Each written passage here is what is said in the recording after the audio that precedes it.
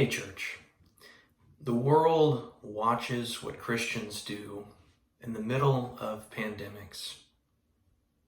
Throughout the centuries, the church has had several plagues happen throughout the world, and Christians have responded. And in every case, what the history books tell us is what the Christians do in response. People are watching us. We know that Jesus tells us in the book of Matthew that we should do good deeds before men so that when they see our good deeds, they may glorify the Father. When people see how we respond to things, when people see us acting out our lives, what they should see and what they should be drawn to is the glory of God. I want to read for you a passage from a historian in the 4th century talking about a great trial that happened to the world when there was a sort of a plague that was happening. And in this story, the Christians responded in such a way that everyone, when they saw their faith, glorified God. So this is what this says. This is from the 4th century. They alone, the Christians, in such an evil state of affairs, gave practical evidence of their sympathy and humanity. All day long, some of them would diligently persevere in performing the last offices for the dying and burying them, for there were countless numbers and no one to look after them.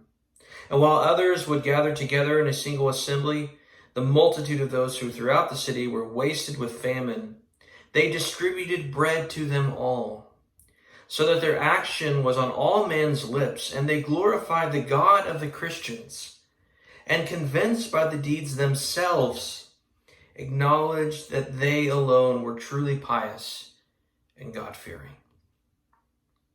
When they saw how the Christians responded, it was on everybody's lips, and they knew that it must have been the God who was truly helping these people. You know, we can say many things through this pandemic, but what's really going to matter most is how we treat people, how we talk about people, and what we do with the efforts and the blessings that God has given us in order to help those who are less fortunate. So let the name of God be on the lips of our country and of the world by how we respond to people. It can be as simply as treating people nicely whenever they are rude. It can be as simple as reaching out to people who you know are in need of help and helping them. You know, with a stimulus check, there is a good opportunity for people to reach out to those who need more help than we do. So what are you going to do? It's going to be on the lips of people no matter how we respond. Are they going to see God in us? Are they going to glorify the Father? Or are they not? How we respond and how we treat people will change the way that people see God. And being convinced not only by our words, but by the deeds themselves, people will be led to God during this. Have a blessed day, church.